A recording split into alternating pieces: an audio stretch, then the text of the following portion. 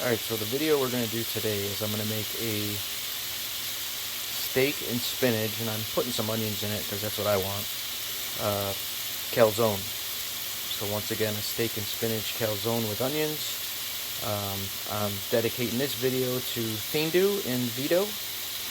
I know that's the favorite sub he gets, so I'm going to make his favorite sub into a calzone. So stay tuned, we're just getting started. Okay, so I pre-did the steak, onions, and spinach. As you can see, make sure you drain the water, or else your calzone is going to be a bloody, watery mess. So we're going to set that aside. And what I use for dough, if I don't make it myself, is Lenovo pizza dough. That's a Buffalo special. If you guys live in Buffalo, this is the best dough you can buy, in my opinion, from the store, if you don't make your own or buy it from a pizzeria.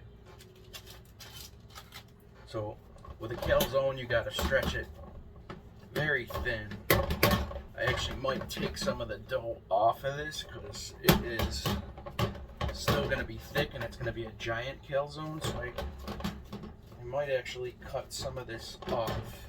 I haven't made up my mind yet. Yeah, I'm probably gonna cut some of this off because this is just gonna be way too much. So stay tuned, hang on a second.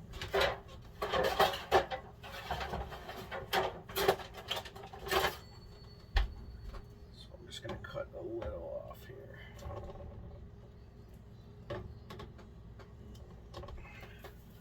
That's a little better. I know it's wasteful, I'm sorry, but you'll see why when I'm done.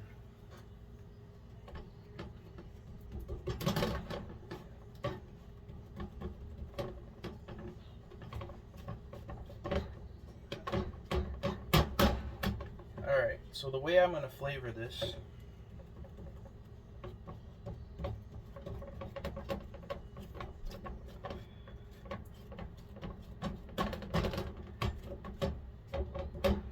I'm trying to make a perfect circle here, somewhat.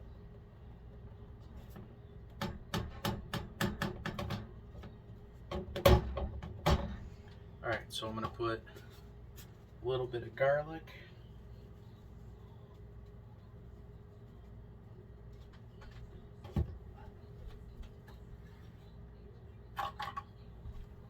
Some black pepper.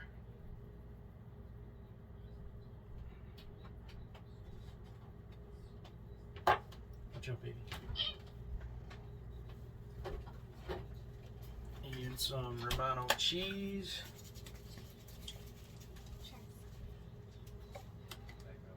And now I'm gonna add my steak and spinach. Actually, first I do a layer of provolone on the. Not using ricotta cheese, I don't really care for it.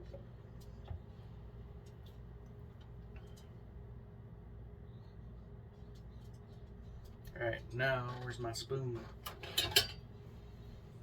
I might have made way too much meat for this, but find out soon.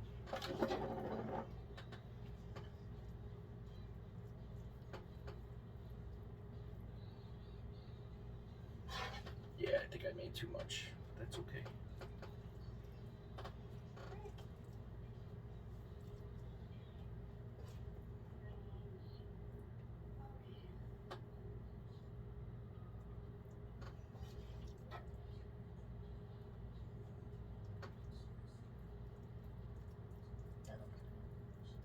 It looks good, you're right, but you probably won't eat it, will ya?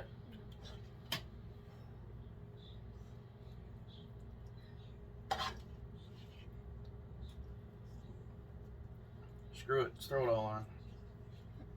Can Mom eat it? What? Mom gonna eat any of this? I'm sure Mom will have some. I didn't really have dinner. Well, you're welcome to try this. And I bought more stuff for pizza if you want some.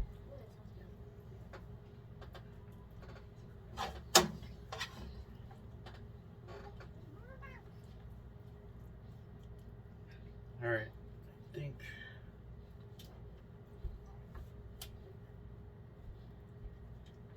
Alright. Now here is the complicated part. This is the part where it makes or breaks the calzone. Hopefully I don't break it like I did with my stuffed crust. But gotta fold it over. Fold it on over.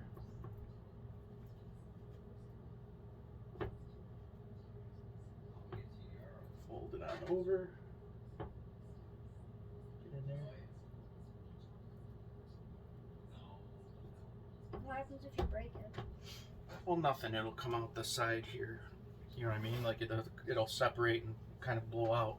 But we don't have any pizza sauce in this one, so I'm not really even worried about that. Take a fork and just bend it. It's very satisfying. Did you ever make these in your pizzeria? Yes, I made it in the pizzeria. My 10-year-old daughter is my color commentator for today.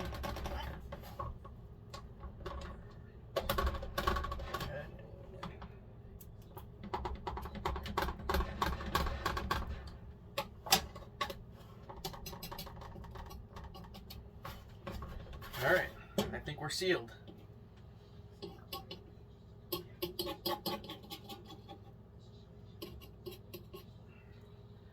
All right, so what I like to do is put a little more garlic over the top, tiny bit for flavor.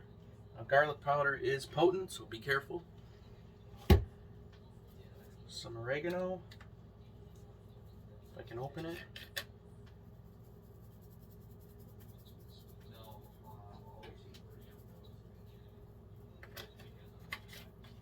And one more blast of Romano cheese.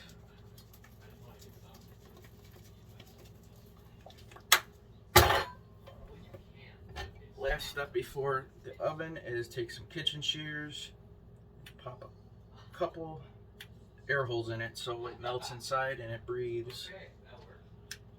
And now to put it in the oven. So meanwhile, since I'm making this, now I have to make pizza for my kids. So just do that real quick. It's just gonna be a basic pizza.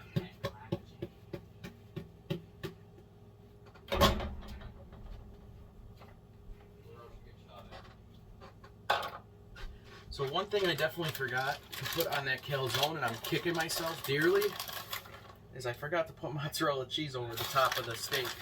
But that's okay, it's got provolone on it, it's still gonna taste real good. Once again, I'm using low moisture whole milk for pizza.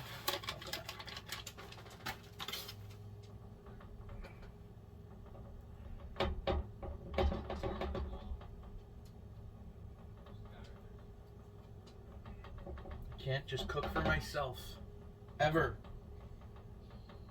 Alright, so I'll probably throw some pepperoni on that in a minute, and then we'll cook that after we cook the calzone. Alright, so I'm going to cook this at 450. Normally I cook on about 480 for pizzas, but I'm going to go a little lower on the temperature this time so it doesn't cook as fast, because you want it to cook even.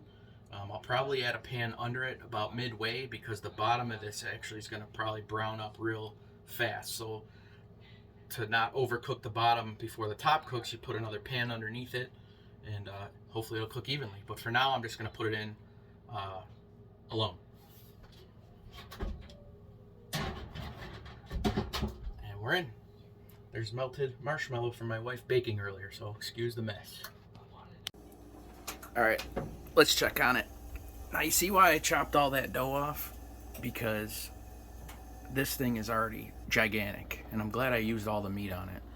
And I'm still pissed I didn't put the mozzarella cheese on it before I closed it. So I did put the double pan under it, or the other pan. So the bottom was starting to turn brown a little bit. The top isn't really brown, so that's why I put the pan in. So we'll give it some more time. I just let all the heat out of the oven real nice, and yeah, see what happens. All right, guys, here's our moment of truth. I took the pan out to let the bottom cook because it was actually a little white, so it's actually looking brown and perfect. So we're gonna take this bad boy out. This thing is huge. Normally when you order from a pizzeria, they're not that big. So this is a 17-inch pizza pan, so this thing has some width to it, and we'll cut it open in 1 minute. I just gotta close the oven. Alright, I just put the small pizza in. So we're gonna go ahead and cut this just to see how it looks in the middle. This is a little goofy holding the slicer, and alright, let's go ahead and don't mind my son, he's gaming in the background. Oh yeah, that looks good. That looks super good. I can't wait to take a bite in that.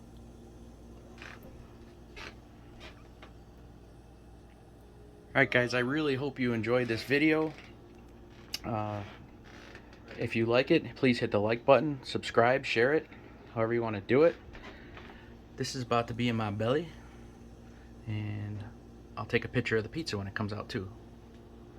Thanks for watching, guys.